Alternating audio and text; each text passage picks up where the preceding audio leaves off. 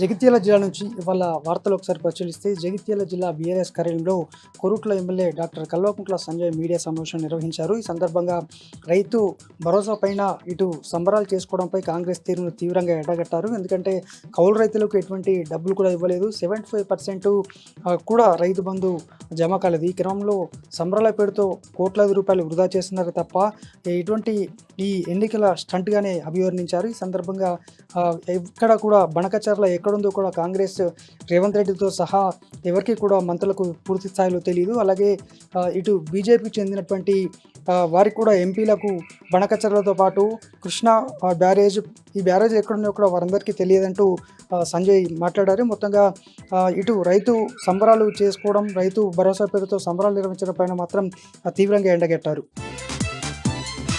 మరొక వార్త, ఇటు రైతు భరోసా నిధులు విడుదల కాలేదంటూ ఇటు మెట్పల్లి నియోజకవర్గం మొగిలిపేట గ్రామానికి చెందినటువంటి రైతులైతే తిరగబడ్డారు. వారంతా రైతు భరోసా రాని వాళ్ళంతా కూడా గ్రామ పంచాయతీ వద్ద ఆందోళన నిర్వహించి ఆ తర్వాత అక్కడే రైతు భరోసా రాని వాళ్ళందరి పేర్లతో సహా ఆ గోడకు స్టిక్కర్ అంటించినటువంటి పరిస్థితి కనిపించింది. ఇలా గ్రామాన కూడా ఇంకా అనేక మంది రావాల్సి ఉండగా ఇప్పుడిప్పుడే రైతన్నలు అయితే ఈ బయటకు వచ్చి నిరసనలు అయితే వ్యక్తం చేస్తున్నారు.